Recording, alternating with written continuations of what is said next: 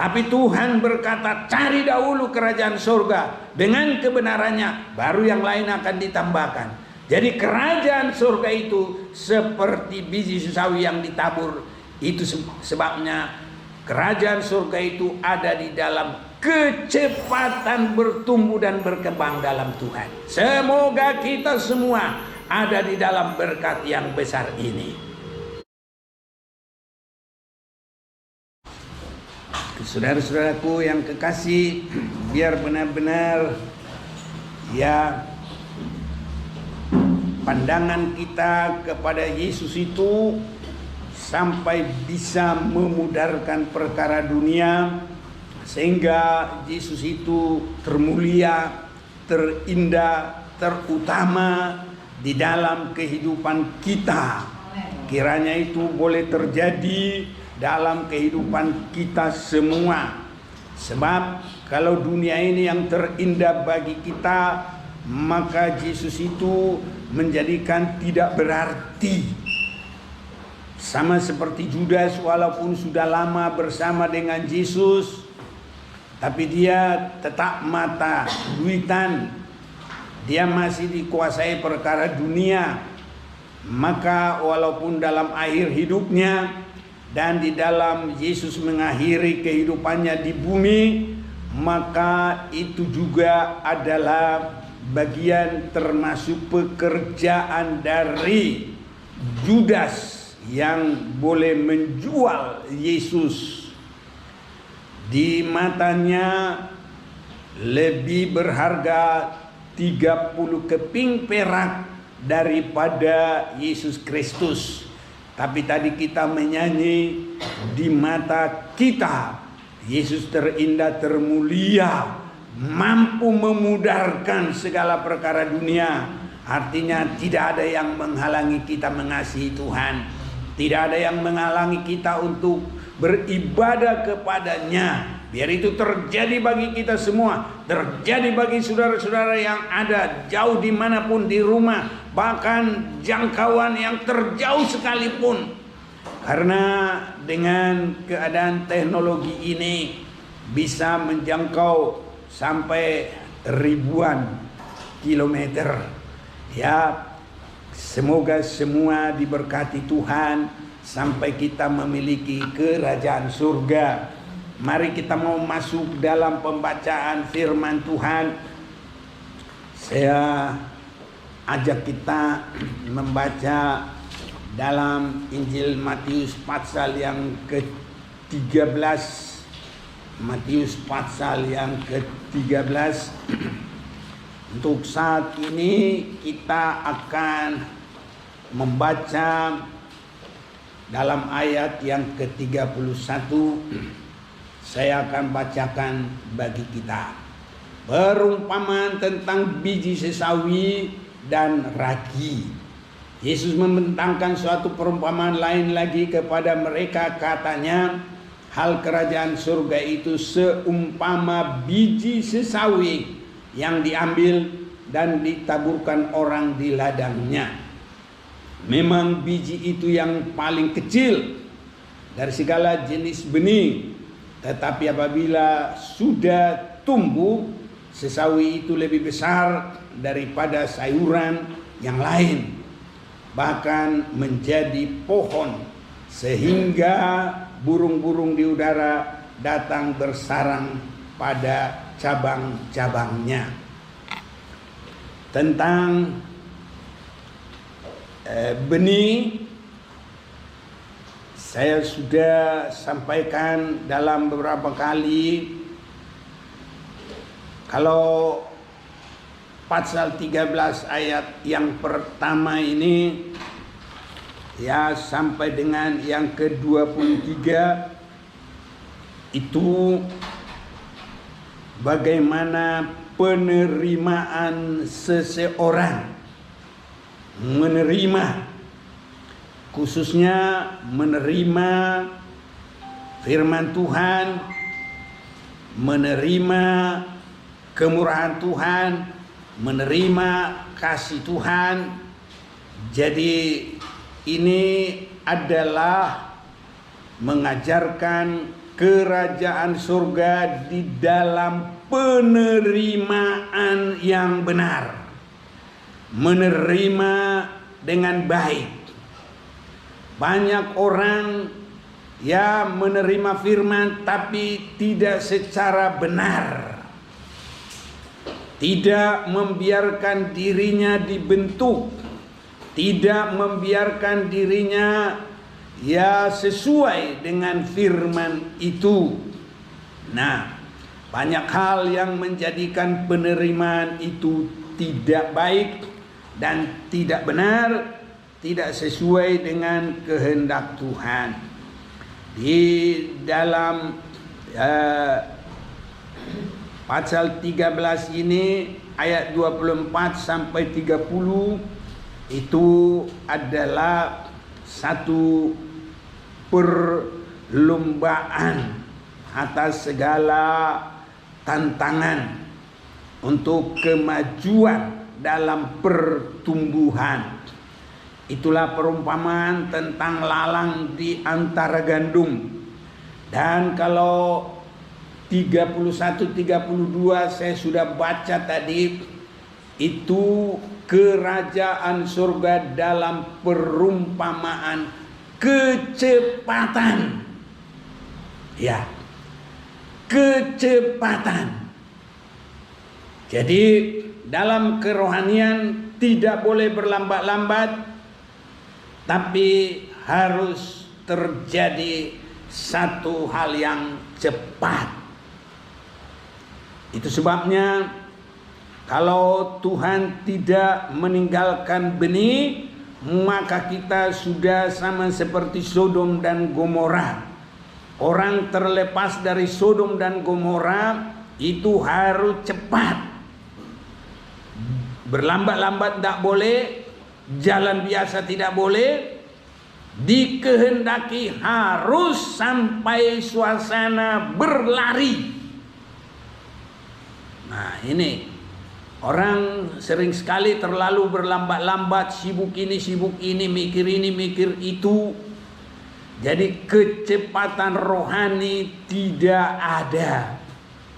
Supaya kita semakin meresapi ke dalam, saya mau ajak kita baca bersama ayat 31 dan 32 Matius 13 ini. 1, 2, 3.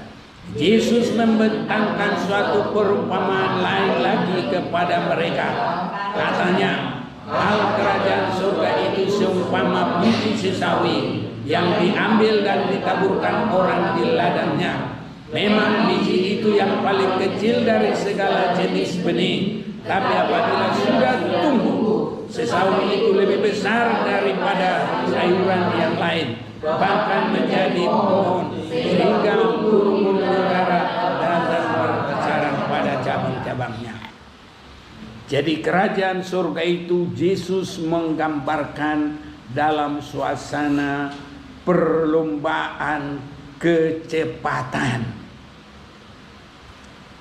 Sering sekali saudaraku, kerohanian itu berlambat-lambat. Jadi kecepatan itu sangat berarti. Kecepatan itu sangat menentukan. Itu sebabnya Rasul Paulus menyampaikan kepada jemaat dalam atau yang ada jemaat orang-orang Ibrani.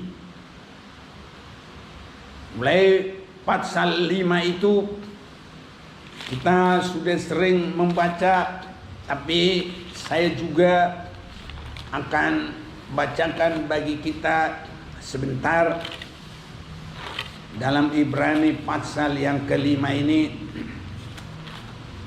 Mulai 11, tentang hal itu banyak yang harus kami katakan, tapi yang sukar untuk dijelaskan, karena kamu telah lamban dalam hal mendengarkan. Lamban, tidak ada kecepatan pendengaran, dan lamban dalam perkembangan. Karena lamban mendengar, lamban juga dalam pertumbuhan. Ini saudaraku. Jadi kerajaan surga itu bukan lamban, tapi ada di dalam suasana cepat. Sehingga Yesus menggambarkan biji sesawi yang kecil, tapi dia melampaui semuanya. 12, sebab sekalipun ditinjau dari sudut waktu, sudah seharusnya menjadi pengajar. Jadi kecepatannya itu tidak maksimal, tidak sesuai kehendak Tuhan. Sebenarnya sudah harus jadi dewasa, mampu mengerti, sampai pengajar. Jadi bisa berbuat, bisa menjadi alat Tuhan, bisa dipakai oleh Tuhan. Tapi nyatanya tidak bisa sama sekali. Kamu masih perlu lagi diajarkan asas-asas pokok. Tidak bisa menerima perkembangan firman, tidak bisa menerima peningkatan firman. Masih hanya tentang percaya, masih hanya dengan berkat-berkat, belum bisa membedakan mana kehendak Allah. Saudaraku, biarpun orang rajin ke gereja, belum tentu dia mendapat kehendak Allah. Karena apa? Yang dikehendaki bukan karena mengerti kehendak Tuhan dan berbuat kehendak Tuhan. Justru Tuhan disuruh melakukan kehendaknya. Tuhan harus sembuh, Tuhan harus selesai masalahku, Tuhan hanya ini, hanya ini. Sebenarnya justru dia memberatkan kepada Tuhan. Saudara-saudaraku, biar Tuhan tolong kita. Kamu masih memerlukan susu, bukan makanan keras. Sebab barang siapa masih memerlukan susu, ia tidak memahami ajaran tentang kebenaran. Nah, jadi bukan ajaran tentang kebenaran. Kalau begitu ajaran apa? Ajaran tentang berkat-berkat, ajaran kebutuhan di dunia, yaitu kesembuhan dan lain-lain. Semua itu kita perlukan. Tapi Tuhan berkata, cari dahulu kerajaan surga dengan kebenarannya, baru yang lain akan ditambahkan. Jadi kerajaan surga itu seperti biji sesawi yang ditabur. Itu sebabnya kerajaan surga itu ada di dalam kecepatan bertumbuh dan berkembang dalam Tuhan. Semoga kita semua ada di dalam berkat yang besar ini. Kalau ini boleh terjadi bagi kita, saudaraku, kita menang. Dan kita bukan hanya untuk perkara dunia ini. Kita cari Tuhan bukan hanya perkara dunia, tapi kita cari Tuhan adalah untuk hidup yang kekal selama-lamanya. Itu sebabnya harus terjadi kecepatan dalam kerohanian. Itu sebabnya kalau Lut itu berlambat-lambat, dia tidak bisa mencapai keselamatan. Kalau Lut itu jalan biasa, tidak bisa. Jadi harus terjadi satu hal yang cepat. Itu sebabnya Rasul Paulus menunjukkan lewat kesaksian dirinya, dia itu menyebutkan dirinya di dalam perjalanan rohaninya.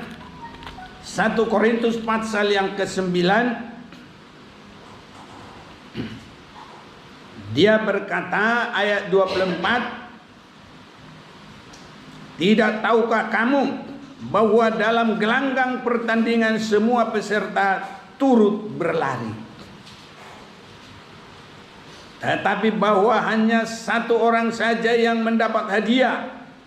Karena itu larilah begitu rupa sehingga kamu memperolehnya. Jadi dalam perjalanan rohani itu Rasul Paulus menunjukkan bagaikan dalam gelanggang pertandingan. Sudah berlari, tapi masih ada yang lebih cepat. Ini saudara-saudaraku, dia pakai. Jadi berlari saja juga sudah tidak cukup. Tadi Lot cukup dengan berlari. Tapi kalau Rasul Paulus untuk akhir zaman sekarang, berlari pun belum cukup. Harus tetap bagaikan biji sesawi melampaui semua sayuran yang ada di sekitarnya. Jadi hanya biji sesawi itu yang cepat besar dan menaungi semuanya. Dia bukan dinaungi, tapi dia yang menaungi. Dia yang mempengaruhi. Jadi Rasul Paulus berkata bahwa hanya satu orang saja yang mendapat hadiah. Dan dia berkata, karena itu larilah begitu rupa sehingga kamu memperolehnya. Haleluya. Ini saudaraku, cara kita berlari dalam kerohanian ini. 25. Tiap-tiap orang yang turut mengambil bagian dalam pertandingan menguasai dirinya dalam segala hal. Jadi kita harus mengatur semuanya.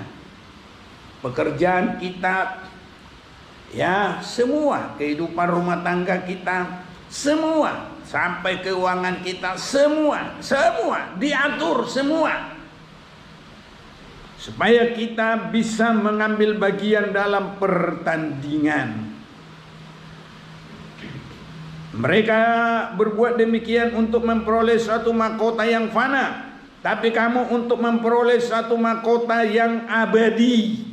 Nah ini kerajaan surga itu. Sebab itu aku tidak berlari tanpa tujuan. Nah ini ada sasaran, ada tujuan, mengerti. Ya, sudah di mana?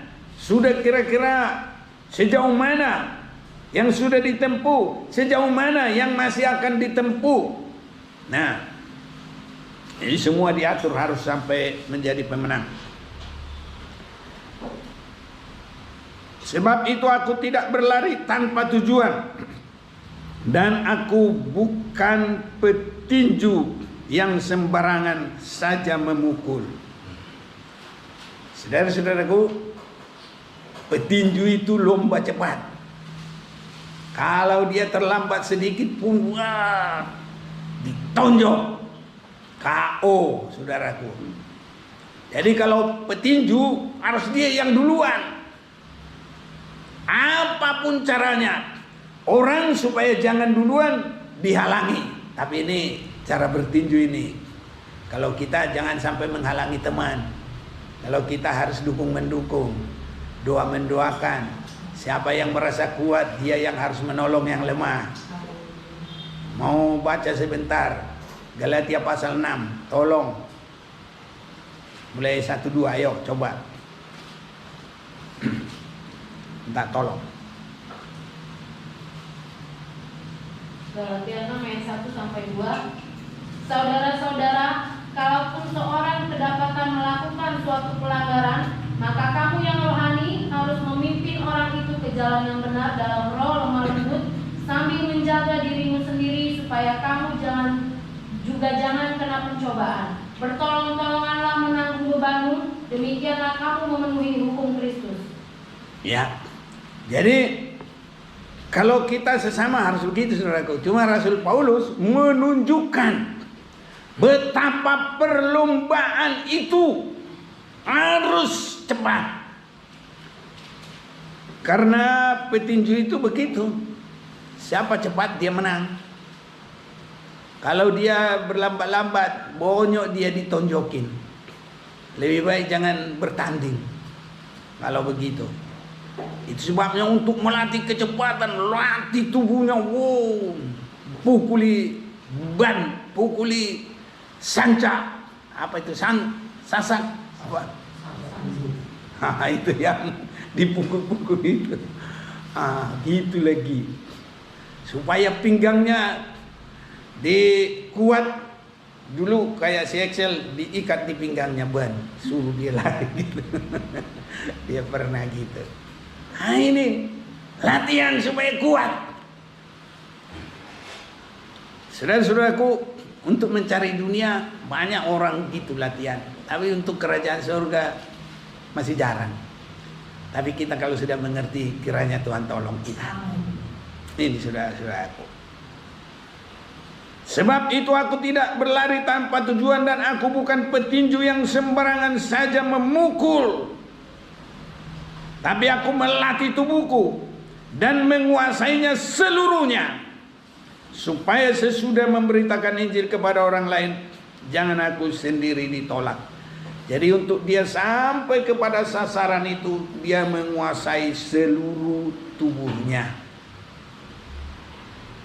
Saya yakin kita semuanya, kalau kita sudah dengar dan kalau kita mau, kita mungkin saja masih baru memulai. Tapi saya juga harus mulai, dan biar kita juga semua harus mulai. Semua yang mendengar dimanapun, mari mulai hidup cepat di dalam kerohanian. Karena ini adalah untuk siap bagi hari kedatangan Tuhan. Dan Yesus sudah mengajarkan ini dari dulu loh. Ya, perumpamaan tentang biji sawi itu adalah satu kecepatan yang harus terjadi. Kalau tidak ada kecepatan, maka saudara-saudaraku, yang terjadi adalah penghukuman diam-diam di tempat. Nah, ini yang harus diperhatikan dengan sungguh. Saya kalau melihat firman Tuhan ini merasa ngeri, saudaraku. Pengalaman-pengalaman kalau kita tidak mengerti firman, dan kalau kita tidak mau bertindak dengan sungguh, dengan cepat, maka ini akan boleh terjadi. Ya. Ada yang bantu mulai baca Matius 13 11 sampai dengan 16. Tolong. Matius 13 ayat 11 sampai 16. Jawab Yesus, kepadamu diberi karunia untuk mengetahui rahasia kerajaan surga, tetapi kepada mereka tidak. Karena siapa yang mempunyai, kepadanya akan diberi sehingga ia berkelimpahan, tetapi siapa yang tidak mempunyai, apapun juga yang ada padanya akan diambil daripadanya. Itulah sebabnya aku berkata-kata dalam perumpamaan kepada mereka, karena sekalipun melihat mereka tidak melihat, dan sekalipun mendengar mereka tidak mendengar dan tidak mengerti. Maka pada mereka genaplah nubuat Yesaya yang berbunyi, kamu akan mendengar dan mendengar, namun tidak mengerti, karena kamu akan melihat dan melihat, namun tidak menanggap. Sebab hati bangsa ini telah menebal, dan telinganya berat mendengar, dan matanya melekat tertutup, supaya jangan mereka melihat dengan matanya, dan mendengar dengan telinganya, dan mengerti dengan hatinya, lalu berbalik sehingga aku menyembuhkan mereka. Tetapi berbahagialah matamu karena melihat, dan telingamu karena mendengar. Biar kita semua melihat dan mendengar dengan baik. Ini ada di dalam suasana persekutuan. Kalau dia tidak mau cepat, maka dosa, keinginan daging, keduniawian itu nanti cepat berkembang. Sama dengan tanaman, kalau rumput yang lebih besar, tanaman itu otomatis semakin mengecil. Kiranya kita boleh mengerti. Semua kita, biar orang kota harus mengerti suasana pertanian ini. Jadi benih yang baik itu, kalau kiri kanan ini rumput yang lebih cepat, pasti benih yang baik ini semakin kecil. Jadi biarpun sudah di dalam suasana beribadah bersama-sama, kalau tidak ada kecepatan pertumbuhan rohani yang baik, nanti lama-lama dia akan mengecil. Sehingga suasananya punya mata tidak melihat, punya telinga tidak mendengar, tinggal tunggu waktunya terjadi penghukuman. Itu sebabnya saudaraku harus belajar terjadi pertumbuhan yang cepat. Haleluya. Belajar saudaraku, kalau mendengar cepat lakukan. Jauh kalau tidak nanti terbiasa berlambat-lambat. Yang begini ini nggak berlaku. Nah, apalagi kalau mau bertanding, nggak bisa. Kalau biasa berlambat-lambat, masuk nominasi yang ikut bertanding saja. Apa yang disebut itu kontestannya. Nah, itu nggak bisa saudaraku. Orang yang sudah dilatih aja cepat-cepat, semua ikut bertanding, pemenangnya satu juga. Semua ikut berlari, pemenangnya satu juga. Jadi saudaraku, semua kita cepat belajar. Ya, belajar untuk cepat mendengar firman, melakukan, mengasihi Tuhan, cepat beribadah, cepat bertumbuh rohani, cepat mengampuni, cepat mengasihi. Pokoknya yang baik-baik harus cepat. Haleluya. Dan yang buruk-buruk harus semakin tenggelam. Ah, ini. Jadi perlombaan benih itu begitu. Mana yang cepat itu, ya itu muncul terus ke atas. Nanti yang tidak cepat itu makin mendem, makin kecil. Makin kecil. Jadi orang Kristen biarpun di dalam suasana beribadah, ya itu lama-lama begitu. Malah nanti kalau seperti kerasnya Raja Firaun, Tuhan sendiri yang mengeraskan hatinya. Saya kalau melihat ini saudaraku, semoga itu tidak ada yang terjadi bagi kita. Sebab kalau ini boleh terjadi sangat mengerikan saudara-saudaraku. Tuhan sendiri nanti bisa mengeraskan hati seseorang. Tapi semuanya kita tidak ada yang dikeraskan oleh Tuhan. Ada yang mau bantu dulu. Keluaran 7 ayat 3.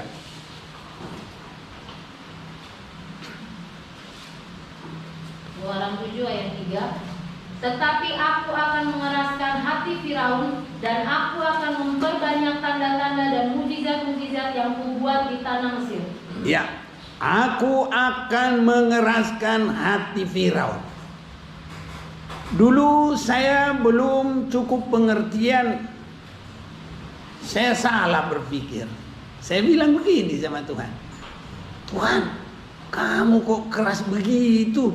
Segala sesuatu kamu yang melakukan, terserah kamu maha kuasa, sesuka-sukamu. Raja Firaun kamu buat keras hati, kira-kira gitu isi hati saya sama Tuhan. Berarti nggak adil dong, suka-sukamu, mana yang kamu mau keraskan. Nah, jadi kalau Raja Firaun kamu keraskan, kira-kira gitu saya dulu. Tapi sekarang setelah semakin saya lihat, memang begitu. Kalau sudah terbiasa berlambat-lambat, ya itu semakin mengecil. Bahkan nanti akan mati. Karena yang tumbuh yang lebih cepat. Itu. Ini saudaraku. Mungkin pernah juga kita lihat orang yang lomba lari. Karena dia sudah jauh ketinggalan, malah dia nggak mau terus lagi. Nggak sampai ke finish. Bosan dia. Dia pikir nggak ada gunanya. Keluar dia dari arena pertandingan itu, minggir dia. Ya, ini. Makanya kalau kita cepat terus, nggak bosan saudara itu. Nah, kita akan maju terus, malah semakin enak. Memimpin, kita di depan, wah maju terus. Kita lihat orang ngejar kita tetap di depan, maju terus. Ya, jadi benih yang tidak mau cepat itu nanti sekitarnya itu malah mengecil, malah bisa mati. Jadi kalau rumput-rumput yang cepat, benih yang baik itu tidak cepat, nanti benih yang baik itu mati sendiri. Ini bagaikan Tuhan mengeraskan hatinya. Ya memang sudah harus itu, mati sendiri, nggak bisa lagi. Makanya Raja Firaun itu nggak pernah hatinya lembut, nggak pernah bersungguh-sungguh kepada Tuhan. Malah dia menganggap, merasakan siapa Tuhan itu. Dia ngomong begitu. Saya yang lebih besar, saya yang lebih berkuasa. Ini bagaimana nggak dikeraskan kalau sudah begini, saudaraku? Dikeraskan dihukum, dikeraskan dihukum. Nah ini. Nah, sekarang baru saya mengerti. Kalau dulu Tuhan segala sesuatu engkau yang lakukan. Padahal Tuhan tidak melakukan segala sesuatu tanpa proses. Jadi memang Raja Firaun itu tidak pernah lembut hatinya kepada firman. Begitu Musa menyampaikan firman, sedikit pun gak ada lembut hatinya. Berapa kali pun Musa, kalau sudah begitu ya Tuhan keraskan sekalian, sehingga harus sampai semua penghukuman digenapi. Sekaligus orang Israel supaya melihat bahwa mereka sangat dikasihi. Tuhan mengadakan 10 mukjizat, baru mereka keluar dari tanah Mesir.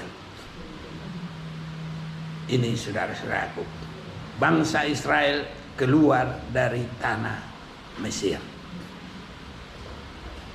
Jadi kita harus mengerti kerajaan surga itu seperti biji sesawi. Dan biji sesawi ini menunjukkan yang dari kecil, tapi dia berkembang dengan baik, sehingga firman Tuhan berkata, ya, hal kerajaan surga itu seumpama biji sesawi yang diambil dan ditaburkan orang di ladangnya.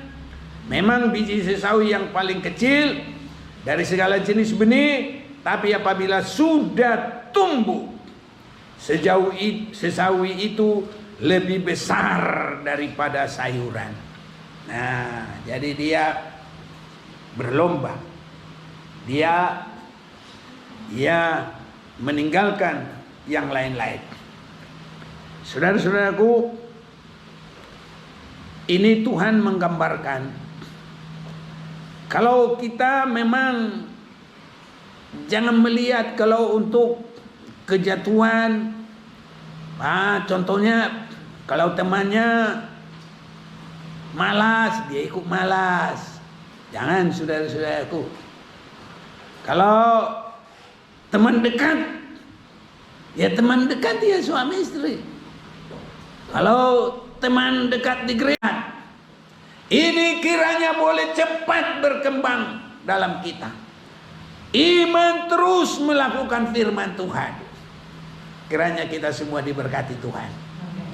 Yang mendengarkan firman ini di mana saja pun lewat internet, kiranya diberkati oleh Tuhan. Kerohanian yang diberkati oleh Tuhan harus terjadi cepat. Itu sebabnya Yesus memberi perumpamaan.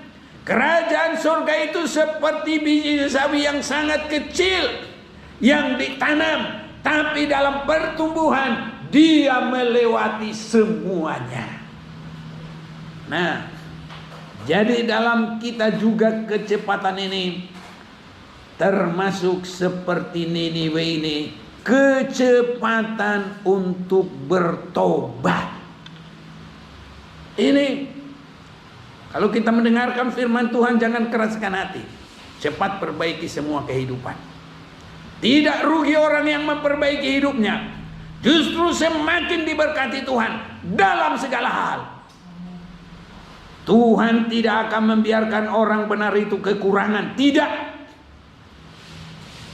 Dalam Mazmur 37 ayat 25, saya selalu ingat, dahulu aku muda sekarang sudah tua, tidak pernah kulihat orang benar itu kekurangan ataupun meminta-minta, sampai anak cucunya tidak pernah meminta-minta. Dia tidak akan meminjam, tapi dia bisa memberi pinjam. Saudara percaya? Supaya lebih diyakinkan, tolong siapa yang baca, ayo. Mazmur 37 mulai 25. Mazmur 37 ayat 25. Dahulu aku muda, sekarang telah menjadi tua, tetapi tidak pernah kulihat orang benar ditinggalkan atau anak cucunya meminta-minta roti. Tiap hari ia menaruh belas kasihan dan memberi pinjaman, dan anak cucunya menjadi berkat. Terus? Jauhilah yang jahat dan lakukanlah yang baik, maka engkau akan tetap tinggal untuk selama-lamanya. Sebab Tuhan mencintai hukum, dan Ia tidak meninggalkan orang-orang yang dikasihinya. Sampai selama-lamanya mereka akan terpelihara, tetapi anak cucu orang-orang fasik akan dilenyapkan. Ya, malah lenyap. Tapi kalau orang benar selalu dipelihara oleh Tuhan. Terjadi pun COVID, tapi pemeliharaan Tuhan melebihi dari suasana COVID. Haleluya.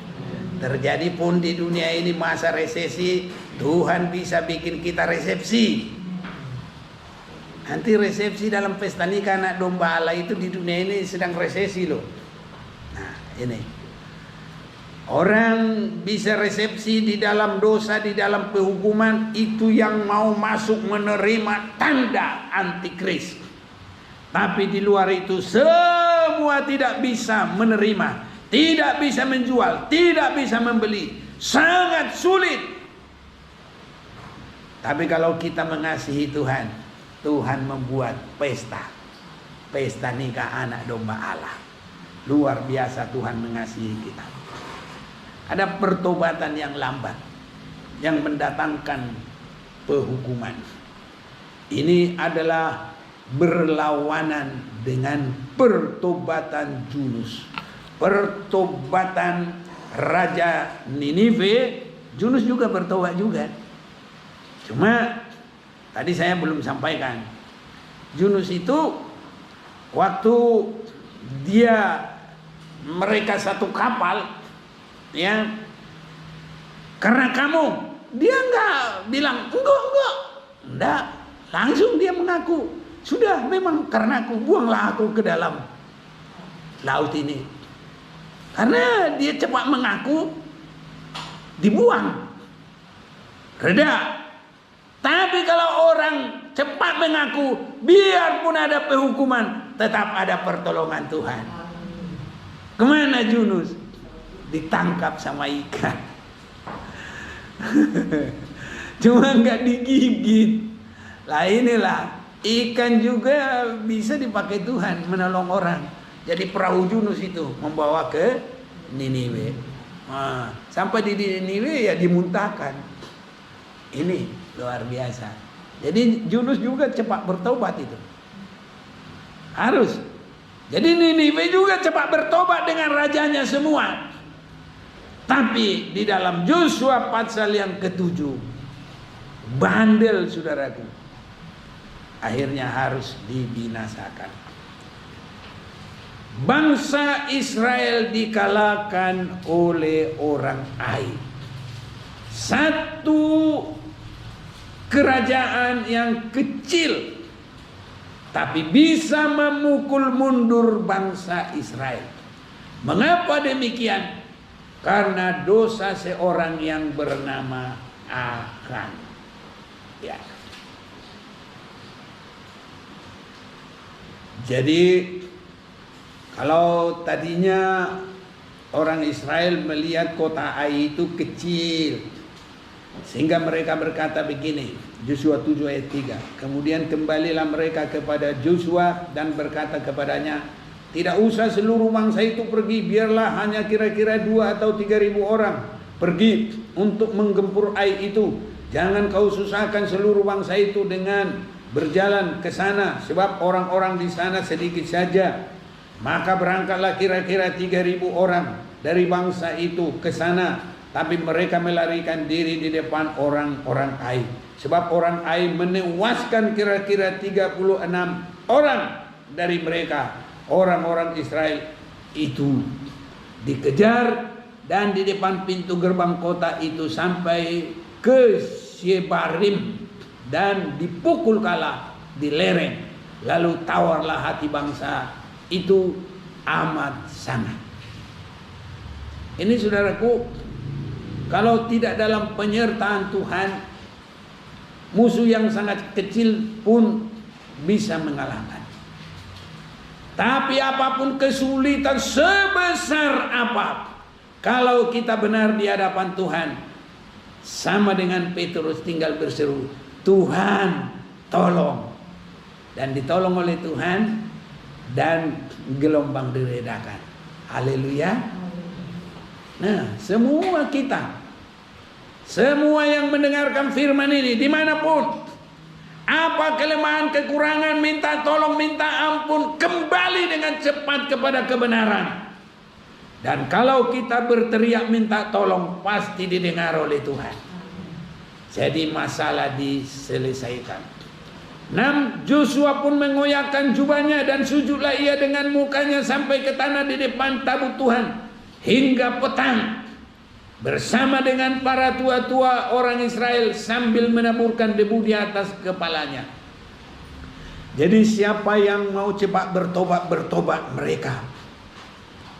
Dan berkatalah Joshua, Tuhan Allah, mengapa engkau menyuruh bangsa ini menyeberangi sungai Yordan, supaya kami diserahkan kepada orang Amori untuk dibinasakan? Lebih baik kalau kami putuskan tadinya untuk tinggal di seberang sungai Yordan itu. Sebenarnya yang begini tidak perlu, tidak ada yang boleh disesali. Mestinya harus berdoa, Tuhan mengapa ini terjadi? Harus begitu. Nanti kalau Tuhan berkata, ada di antaramu orang yang berdosa, begitu mestinya. Ini, dan berkatalah Joshua, Tuhan Allah, mengapa engkau menyuruh bangsa ini menyeberangi? Sepertinya dia menyesali Tuhan. Sepertinya jalan Tuhan itu enggak benar. Saudaraku, jalan Tuhan semua benar. Kalau kita tidak mengalami keberkatan, itu harus periksa di mana kekurangan kita. Ini, dan kalau ini nanti diselesaikan, semua indah, semua menang, semua berhasil. Nah, kita lanjutkan. Sudah terjadi keadaan begini, akan itu belum mau mengaku. Sudah kalah, yang lain sudah sampai ya merendahkan diri. Tadi kalau Joshua, dia dengan mukanya sampai ke tanah di depan tabut, dia sudah merendahkan diri, dia sudah sujud di sana. Nah, tidak ada yang ngaku. Saya pikir kalau cepat ngaku, tidak ada yang mati. Sama seperti tadi orang-orang yang ada di Niniwe. Nah ini baru ayat 14 kita baca, memperpendek. Besok pagi kamu harus tampil ke muka, suku demi suku. Ini yang ditunjuk oleh Tuhan, harus tampil ke muka, kaum demi kaum. Jadi suku demi suku, kaum demi kaum. Baru selanjutnya tampil ke muka, keluarga demi keluarga. Baru nanti pribadi demi pribadi. Jadi ada kesempatan, suku demi suku, kaum demi kaum, baru keluarga demi keluarga, baru pribadi demi pribadi. Tapi ini akan ini bandel ini. Mestinya belum suku dengan suku, hanya kalah saja dia lihat, aku penyebabnya, buanglah aku. Mestinya harus begitu seperti Yunus. Mestinya begitu, saudaraku. Makanya kita semua jangan mempertahankan. Kalau ada apa-apa, semua masing-masing harus koreksi diri. Biar diberkati oleh Tuhan. Ini jalan Tuhan, saudaraku. Biar Tuhan tolong kita semuanya. Jadi akan ini tetap belum mengaku. Akhirnya sudah yang terakhir. Orang demi orang. Kau. Saat itu baru dia ngaku. Tapi tidak ada artinya. Karena apa? Pengakuan yang terlambat. Ini. Banyak orang Kristen nanti kerohanian yang terlambat. Itu sebabnya kerajaan surga itu seperti benih sesawi yang ditabur di ladang. Dia harus cepat. Haleluya, saudaraku. Sama seperti Lot. Tidak boleh berlambat-lambat. Dan tidak boleh biasa-biasa. Tapi harus berlari. Rasul Paulus berlomba, bertanding. Rasul Paulus petinju yang tidak sembarang meninju. Saudara-saudaraku, kita semua diberkati untuk siap bagi hari kedatangan Tuhan. Mari cepat mengoreksi diri, cepat perbaikan, cepat mengasihi, cepat melayani, cepat berbuat untuk kehendak Tuhan. Jadilah kehidupan yang sangat diberkati oleh Tuhan.